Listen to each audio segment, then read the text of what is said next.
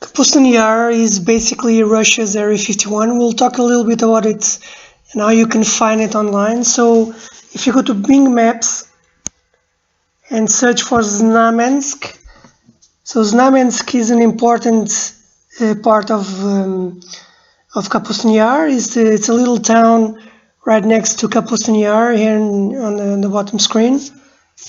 On the top screen, you'll see something that is called Zitkur. So Zitkur is also a very small town that used to exist on the top north from Kapustin Yar. If we zoom in into Kapustin Yar, you see that it's a reasonable big town, and there you see Znamensk. Znamensk was an old town near Kapustin Yar. Kapustin Yar is basically Russia's Area 51, and also the place where they used to test all their nuclear and secret technologies. It's a relatively small town, but you'll see further ahead how it is very, very populated with launch sites, with various buildings and launch structures. So basically, what I want you to get to know right now is the localization of this. Here you can see a launch site near the town. So there are a lot of these places around Kapustin Yar. The town is very isolated in Russia. We are going south now in the direction of Zitkur.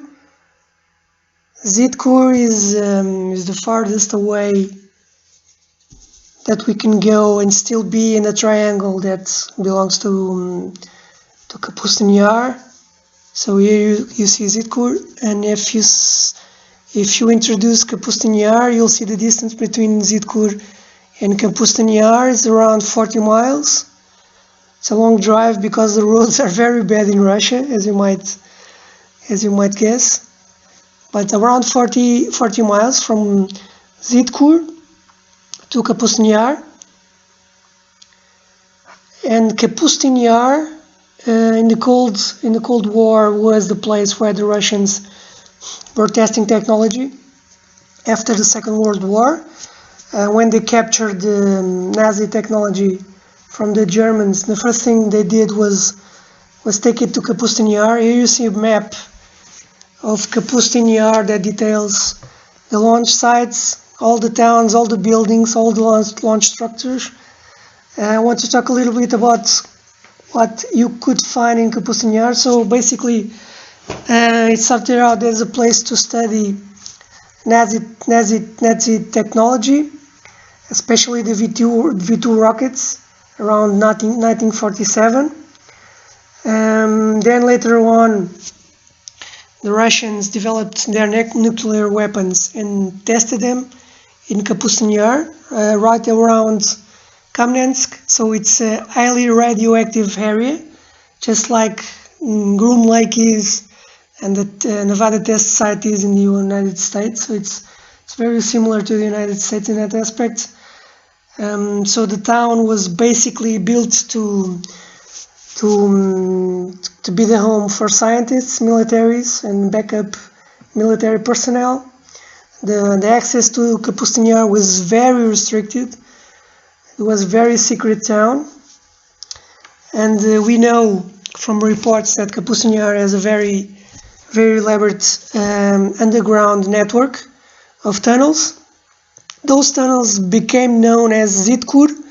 So Zitkur is a little town that used to exist in the south part of the Kapustin Yar triangle, but it's also the name given to the underground Kapustin Yar base. Nobody exactly knows what there is in the ground, but probably classified material related to submarines, nuclear weapons, and all sorts of secret projects launched by the Soviets at that time. At the present time, we don't know the role of Kapustin Yar. We can all can only imagine that it's still an important site. But Kapustin Yar was basically a base to test new planes, also to test planes that were captured to the west.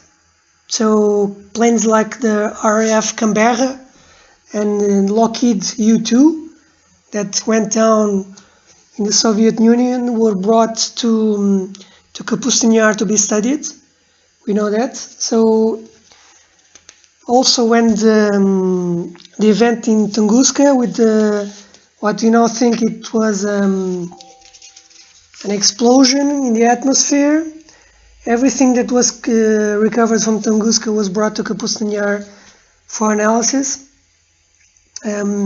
Also, Kapustin Yar over the years has been a hotspot regarding UFOs. As it happens in Area 51, we don't exactly know if these UFOs are man-made or have another more alien origin. I would say that the situation seems to be very, very similar to Area 51 and also S4.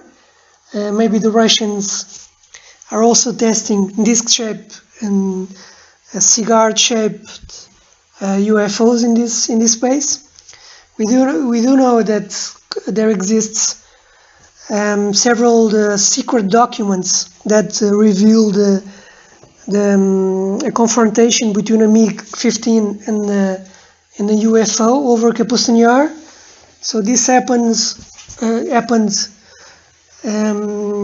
around a year after the Roswell incident. We are not sure what exactly happened. We do know from secret documents that were available around the time of Yeltsin that something happened. The MiG-15 was in a dogfight with a UFO, and the remains of the UFO were kept in Kapustin Yar, maybe in the underground base. Right now, we know that it's still an active base with activity. Something's going on there. We don't know what, but we can be sure that whatever activity is going on, it's very secret and relates to both nuclear and secret avionics. So that's it, basically. The maps for Kapustin Yar are widely available on Bing Maps and also Google Maps for you to explore. You can see all the building sites, all the towns, all the launch structures. I don't think that Kapustin Yar has been fully explored as other areas have been. Most people don't even know what Kapustin Yar is, and it's a very interesting area and should be explored in greater detail to find some interesting aspects of it. And we will definitely make an effort to post more videos about Kapustin Yar, as well as some discoveries that we'll eventually make using the satellite mapping that is available. So this is all for now. Thank you very much for watching.